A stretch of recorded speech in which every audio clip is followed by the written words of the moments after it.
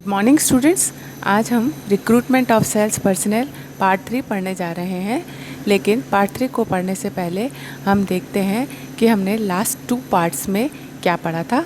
So let's recap. हमने पढ़ा था meaning and definition of recruitment, and इसमें हमने एज कंक्लूजन ये कहा था कि वे समस्त कार्य जो विक्रय पदों हेतु आवेदन करने हेतु किए जाते हैं उन्हें भर्ती कहा जाता है। इसी के साथ हमने इसकी कैरेक्टरिस्टिक्स पढ़ी थी, जो कि इस तरह थी कि ये सर्चिंग प्रोसीजर होता है। ये जो व्यक्ति हैं उनको अप्लाई करने के लिए एनकरेज करने का प्रोसेस होता है, और यह डिफरेंट सोर्सेस ऑफ रिक्रूटमेंट को आइडेंटिफाई करता है। इस तरीके से हमने रिक्रूटमेंट के कई कैरेक्टरिस्टिक्स को डिस्कस किया था। इसके बाद में हमने बात की थी कि रिक्रूटमेंट की रिक्वायरमेंट क्यों होती है, तो इसको हमने नीड ऑफ रिक्रूटमेंट हेडिंग में स्टडी किया था। और हमने ये पढ़ा था कि at the time of establishment of new institution, growth of organisation and to maintain sales volume to fulfil future needs, and in the case of transfer and promotions and technological changes, salesman's turnover and competitive advantage effects on sales turnover। ये कुछ ground थे या कुछ regions थे जिनके कारण जो है सेल्समैन या सेल्स स्टाफ का रिक्रूटमेंट किया जाता है, या इन कारणों से भर्ती की आवश्यकता होती है। इसके बाद आज हम पार्ट 3 में जो पढ़ने जा रहे हैं उसका टाइटल है process of recruitment of salesman, या सेल्स स्टाफ को किस तरीके से भर्ती किया जाता है, उसकी क्या प्रक्रिया रहती है। आज हम उसकी बात करने जा रहे हैं। तो कहेंगे कि जो प्रोसेस ऑफ रिक्रूटमेंट होता है वह किस तरीके से किया जाता है, इसको हम 3 पार्ट्स में डिवाइड करके पढ़ेंगे। So the process of recruitment can be divided into 3 parts. Number 1 is determination of nature of salesman, and number 2 is determining the number of salesmen, and number 3 is determination of sources of recruitment of salesman। यानी जो भर्ती की प्रक्रिया होती है वह 3 चरणों में विभाजित होती है। पहला ये कि विक्रेताओं की प्रकृति का निर्धारण करना, दूसरा ये कि विक्रेताओं की संख्या का निर्धारण करना, और तीसरा ये कि भर्ती के स्रोतों का निर्धारण करना। इन 3 चरणों से गुजर के विक्रेताओं की भर्ती की प्रक्रिया को पूरा किया जाता है। तो फर्दर हम देखते हैं कि इन स्टेप्स में क्या क्या एक्टिविटीज़ इंक्लूडेड होती है। So let's see first step, determination of nature of salesman. यह भर्ती प्रक्रिया का पहला चरण होता है, और इस चरण में यह डिटरमाइन किया जाता है कि जो स्टाफ रिक्वायर्ड है उसका नेचर कैसा है, तो क्या होना चाहिए या किस प्रकृति के व्यक्ति एक संस्था को चाहिए फॉर द सेल्स। विक्रय करने के लिए व्यक्तियों का नेचर या प्रकृति कैसी हो। अब व्यक्तियों की प्रकृति कैसी हो इसके निर्धारण के लिए फर्दर 2 स्टेप्स फॉलो किए जाते हैं। एक स्टेप होता है जॉब एनालिसिस, और दूसरा स्टेप होता है review of the present salesman. तो determination of nature of salesman जो किया जाएगा वो इनके बिहाफ पे किया जाएगा। इससे पहले हम बात करते हैं कि जो प्रकृति होती है उसका क्या मतलब है, या वो इसमें हम क्या एक्सपेक्ट करते हैं। जैसा कि कहते हैं कि एक बड़े संस्थान में कई स्तरों पर विक्रय करने हेतु कई सारे सेल्समैन रिक्वायर्ड होते हैं।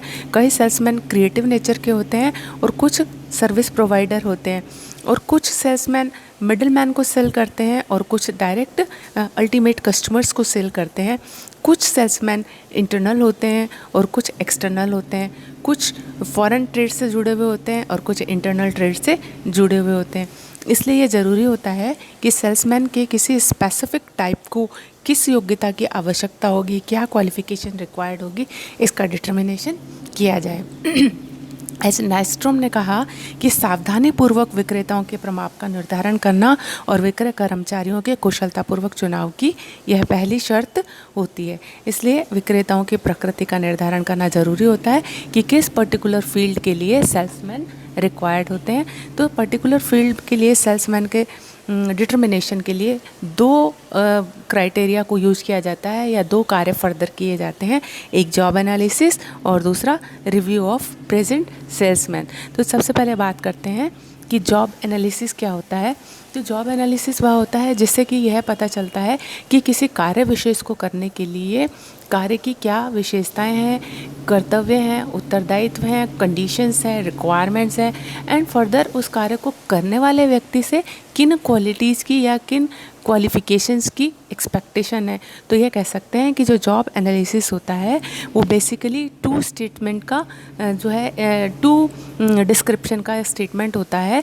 एक होता है उसमें जॉब डिस्क्रिप्शन और दूसरा होता है उसमें मैन स्पेसिफिकेशन, यानी कार्य का विवरण और व्यक्ति का विवरण। इन दोनों विवरणों से मिलके जो जानकारी मिलती है उसको जॉब एनालिसिस कहते हैं।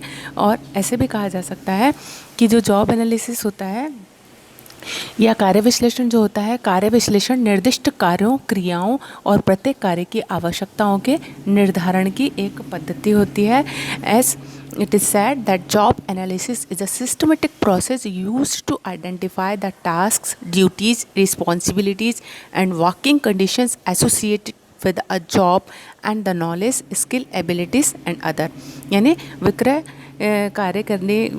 विक्रय कार्यकर्ताओं की प्रकृति का निर्धारण करने के लिए जॉब एनालिसिस किया जाएगा। जॉब एनालिसिस के बिहाफ पर ही यह जान सकते हैं कि किसी विक्रय क्षेत्र में किस तरीके की कंडीशंस हैं या उस उत्पाद और सेवा को बेचने के लिए कैसी दशाएं हैं, कैसा मार्केट है, एंड अकॉर्डिंगली ही हम ये डिसाइड करेंगे कि उस मार्केट में या उस कंपटीशन में या उस प्रोडक्ट और सर्विसेज के लिए पर्टिकुलरली किस क्वालिफिकेशन के सेल्स पीपल रिक्वायर्ड होंगे। तो इसलिए कहते हैं कि determination of nature of salesman is depend on the job analysis and the review of the present salesman. तो जॉब एनालिसिस के टू पार्ट्स होते हैं। पहला होता है job description. Job description is a written narrative that describes the general task और other related duties and responsibilities of a position.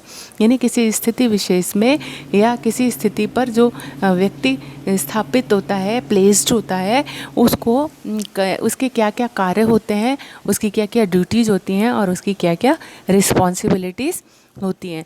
कार्य विवरण एक प्रदत्त कार्य का स्थिति के अंतर्गत आने वाले विभिन्न कर्तव्यों, उत्तरदायित्वों और संगठनात्मक संबंधों का लिखित शब्द चित्र होता है। यानी कार्य के बारे में क्या विशेषताएं हैं, क्या कंडीशंस हैं, उसकी क्या एक्सपेक्टेशंस हैं, ये सारा जो डिटेल मिलता है वो हमें जॉब डिस्क्रिप्शन से मिलता है। कार्य के बारे में इससे हमें जानकारी मिलती है। इससे हमें दो तरीके की जानकारी मिलती है। एक तो कार्य की टेक्नोलॉजिकल रिक्वायरमेंट क्या है और दूसरा वर्किंग कंडीशन से संबंधित क्या रिक्वायरमेंट है, इसके बारे में जो डिस्क्रिप्शन दिया जाता है वो जॉब डिस्क्रिप्शन में दिया जाता है। तो टेक्नोलॉजिकल रिक्वायरमेंट में एक सेल्समैन से हम क्या एक्सपेक्ट करते हैं वो जॉब डिस्क्रिप्शन में डिस्क्राइब किया जाता है। इसमें ये डिस्क्राइब किया जाता है कि प्रोडक्ट और सर्विसेज के बारे में टेक्निकल इन्फॉर्मेशन या जानकारी देने के लिए विक्रेता अपने कार्य को कुशलतापूर्वक कर सके। इसलिए यह डिफ़ाइन करना होता है कि एक प्रोडक्ट एंड सर्विसेज के बारे में क्या टेक्नोलॉजिकल इन्फॉर्मेशन होनी चाहिए या होती हैं, इसको मेंशन करना होता है। तो वस्तुओं और सेवाओं के बारे में विभिन्न तकनीकी जानकारी का उल्लेख करना जिससे कि विक्रेता अपने कार्य को एफिशिएंटली कर सके। जो दूसरी टेक्नोलॉजिकल रिक्वायरमेंट होती है वो इंफॉर्मेशन रिलेटेड होती है, जिससे कि जो सेल्समैन है वो प्रोडक्ट एंड सर्विसेज के बारे में अपडेटेड हो और कस्टमर्स को उसका डिमॉन्स्ट्रेशन करके बता सके और उसके बारे में सारे टेक्नोलॉजिकल जो भी क्वेरीज हैं उनको वह सेटिस्फाई कर सके। तो कार्य की तकनीकी आवश्यकताओं के संबंध में दो बातों की जानकारी होना आवश्यक होती है। एक तो जो वस्तुएं और सेवाएं हैं उनके बारे में जानकारी होना और दूसरा तकनीकी सूचनाओं, तथ्यों के बारे में मेंशन करना, उनका उल्लेख करना, जिससे विक्रेता कार्य प्रदर्शन करने और विक्रय आपत्तियों को दूर करने में जो है सक्षम हो सके, सक्सेस हो सके, कैपेबल हो सके। तो इस तरीके से हमने जाना कि जो जॉब डिस्क्रिप्शन होता है वो कार्य की बारीकियों के बारे में बताता है कि उस कार्य को करने के लिए क्या क्या स्पेसिफिक कंडीशंस हैं। इसी के साथ साथ कार्य दशाओं की भी बात जॉब डिस्क्रिप्शन में की जाती है। जैसे कि कार्य विवरण तैयार करते समय एक विक्रेता के संबंध में जॉब डिस्क्रिप्शन में ये बातें मेंशन की जाती हैं कि किसी प्रोडक्ट को बेचने में क्या क्या प्रॉब्लम्स आ सकती हैं, आने वाली बाधाओं का उल्लेख इसमें होता है। वस्तु की विक्रय की जनरल क्वांटिटी क्या होनी चाहिए, इसके अलावा भावी विक्रय की संभावनाएं क्या हैं, पॉसिबिलिटीज़ ऑफ फ्यूचर सेल्स क्या हैं, और वस्तु की स्पर्शनीयता की मात्रा क्या है, टचेबिलिटी का वॉल्यूम या रेशो क्या रहेगा, और विक्रय कार्य की प्रकृति कैसी रहेगी, यानी एक नॉर्मल जनरल रूटीन का काम रहेगा या बहुत ज़्यादा एफर्ट डिमांडिंग काम रहेगा, जिसको कि हम कहते हैं कि क्रिएटिव सेल्स एफर्ट रिक्वायर्ड होगा।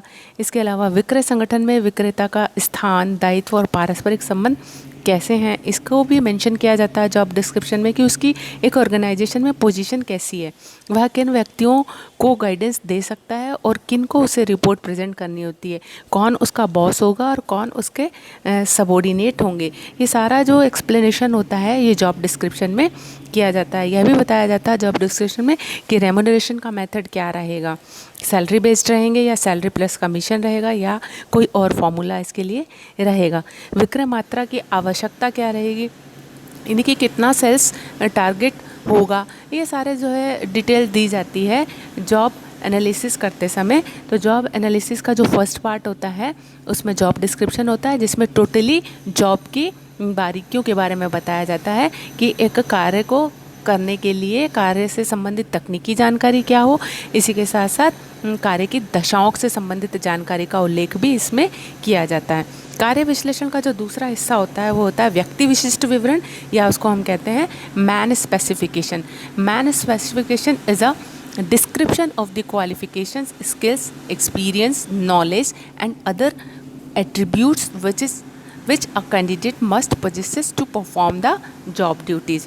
यानी कि जो व्यक्ति विशिष्ट विवरण होता है वह इन बातों का विवरण होता है कि किसी कार्य को करने के लिए एक व्यक्ति से क्या एक्सपेक्टेशन है, उससे किन क्वालिटीज़ या किन क्वालिफिकेशंस को एक्सपेक्ट किया जा रहा है। तो ये कहेंगे कि रिचर्ड पी कैलून ने इसको डिफाइन करते हुए कहा कि कार्य विश्लेषण से उत्पन्न वह लिखित विवरण जो कर्मचारियों से अपेक्षित योग्यताओं का वर्णन करता है कार्य विशिष्ट विवरण कहलाता है। विक्रय से संबंधित किसी कार्य का विशिष्ट विवरण उस कार्य को करने वाले व्यक्ति की अपेक्षित योग्यताओं का विवरण होता है। इस प्रकार कार्य विश्लेषण के द्वारा विक्रय कार्य का विश्लेषण करके कार्य वितरण और कार्य विशिष्ट विवरण तैयार किए जाते हैं। कार्य विवरण और कार्य विशिष्ट विवरण को तैयार किया जाता है जिनसे किसी कार्य विशेष को करने के लिए विक्रेता में किन किन गुणों का होना आवश्यक है इसको मेंशन किया जाता है या इसकी डिटेल प्रिपेयर की जाती है। अब एक सेल्समैन में क्या क्या क्वालिटीज़ या क्वालिफ़िकेशन एक्सपेक्टेड होती है उनकी बात कर लेते हैं। तो उसमें कुछ फिजिकल क्वालिटीज़ होनी चाहिए, जैसे कि वो हेल्दी हो और सॉफ्ट स्पोकन हो, इसी के साथ अट्रैक्टिव हो। फिर मेंटल ट्रेट्स की बात करते हैं कि वो एजुकेटेड हो और उसका जो है मेंटल बैलेंस हो, संतुलित व्यक्तित्व का व्यक्तित्व होना चाहिए और बहुत विजिलेंट और अलर्ट रहने वाला व्यक्ति हो। इमेजिनरी स्किल उसकी अच्छी हो। इसके अलावा कुछ उसमें सोशल क्वालिटीज़ होनी चाहिए, जैसे कि वो बहुत सोशल हो, मिलने जुलने में उसे मिलनसारिता का गुण उसमें होना चाहिए, पोलाइट होना चाहिए, उत्साही होना चाहिए और मित्रता का एटीट्यूड रखने वाला है, फ्रेंडली एटीट्यूड रखने वाला व्यक्ति होना चाहिए। इसी के साथ साथ कि वो राइट्स एंड ड्यूटीज़ को बियर करने की कैपेसिटी रखता हो, डिसीजन पावर उसमें हो। और इसी के साथ साथ वातावरण और इमोशनल एस्पेक्ट्स को भी इसमें डिस्कस किया जाता है और कार्य अनुभव की बात भी की जाती है। तो इस तरीके से हमने जाना कि अगर हमने नेचर ऑफ सेल्समैन को डिटरमाइन करना है तो उसके लिए हमें दो काम करने होते हैं। एक तो काम करना होता है जॉब डिस्क्रिप्शन तैयार करना होता है और दूसरा हमें मैन स्पेसिफिकेशन तैयार करना होता है, जो कि दोनों की दोनों पार्ट होते हैं जॉब एनालिसिस के। So on behalf of job analysis it can be determine the nature of the salesman, कि एक व्यक्ति को या एक जो स्टाफ रिक्वायर्ड है वो कैसा होना चाहिए। कार्य की विशेषताओं के अनुसार व्यक्ति की विशेषताओं का निर्धारण किया जाता है। इसके बाद में जो दूसरा स्टेप लिया जाता है वो लिया जाता है review of the present salesman, कि जब हम ये डिसाइड कर रहे हैं कि व्यक्तियों की प्रकृति कैसी हो तो इसको निर्धारण करने के लिए जॉब एनालिसिस तो एक टूल होता ही है। इसी के साथ साथ हमें यह भी देखना होता है कि जो एग्जिस्टिंग स्टाफ है उसका भी रिव्यू किया जाता है कि वो अपने काम में कितने सक्सेस हैं या उनके सक्सेस होने के लिए और किन क्वालिटीज़ की या और किस तरीके की या और किस रिजल्ट की रिक्वायरमेंट थी। तो उनका असेसमेंट किया जाता है, उनका रिव्यू किया जाता है और उनका रिव्यू करके अबे यह एक निष्कर्ष निकाला जाता है कि किसी एक पर्टिकुलर काम को करने के लिए या पर्टिकुलर सेल्स टारगेट को अचीव करने के लिए व्यक्तियों में यह स्पेसिफिक टैलेंट या एक्सपीरियंस या नॉलेज होना ज़रूरी होता है। तो एग्जिस्टिंग वर्कर जो होते हैं उनका मूल्यांकन करके यह देखा जाता है कि किस क्षमता और योग्यता के व्यक्ति विक्रय के किस कार्य में कितने सफल हैं और उनमें यदि कुछ परिवर्तन की ज़रूरत हो तो उसमें भी चेंज किया जा सके। इससे भविष्य में सूटेबल जो पर्सन होते हैं उनको अटेंड किया जा सकता है, उनकी प्राप्ति की जा सकती है। एग्जिस्टिंग सेल्समैन के रिगार्डिंग कुछ इन्फॉर्मेशंस को कलेक्ट किया जाता है और ये इन्फॉर्मेशन ऑफिस रिकॉर्ड से मिल सकती है, कॉन्फिडेंशियल डॉक्यूमेंट से मिल सकती है और उनकी पर्सनल फाइल से भी इन इन्फॉर्मेशंस को लिया जा सकता है। तो विक्रेताओं की वार्षिक जो रिपोर्ट होती हैं जिनको हम ACR कहते हैं, एनुअल कॉन्फिडेंशियल रिपोर्ट कहते हैं, उनकी स्टडी की जा सकती है। और इस तरीके से इस स्टडी में जो देखा जाता है वो यह देखा जाता है कि जो एग्जिस्टिंग स्टाफ है उसकी शारीरिक, शैक्षिक, मानसिक और सामाजिक गुण क्या हैं और क्या होने चाहिए। तो इनसे ये देखा जा सकता है कि विद्यमान सफल विक्रेताओं में क्या क्या शारीरिक, शैक्षिक, मानसिक और सामाजिक गुण होने चाहिए। ऐसे विक्रेताओं का ट्रेनिंग लेवल कैसा है और ऐसे विक्रेता किन स्रोतों से उपलब्ध हुए हैं और ऐसे विक्रेताओं का अनुभव और रुचियाँ किस प्रकार की हैं। तो ये सारी इन्फॉर्मेशन हमें मिलेगी review of the present salesman से, जो कि ऑफिस रिकॉर्ड से और पर्सनल फाइल से और कॉन्फिडेंशियल रिपोर्ट्स की स्टडी करके ये देखा जा सकता है कि जो ये स्टाफ था ये अपने काम में अगर सक्सेस था तो इसकी क्या क्वालिटीज़ थी, इनका ट्रेनिंग का लेवल कैसा था और यह किन सोर्सेस से हमें अचीव हुए थे। तो इस तरीके से ये असेसमेंट करके एक फाइनल स्टेटमेंट तैयार हो जाता है कि जो ये बताता है कि किस तरीके के स्टाफ का रिक्वायरमेंट है, उस स्टाफ में क्या टैलेंट होना चाहिए, क्या एक्सपीरियंस होना चाहिए, क्या क्वालिफिकेशंस होनी चाहिए। तो on behalf of job analysis and on behalf of review of the present salesman इस स्टेटमेंट को तैयार कर लिया जाता है, जिससे कि ये पता चल जाता है कि किस प्रकृति के व्यक्तियों की ज़रूरत होगी एज सेल्स स्टाफ।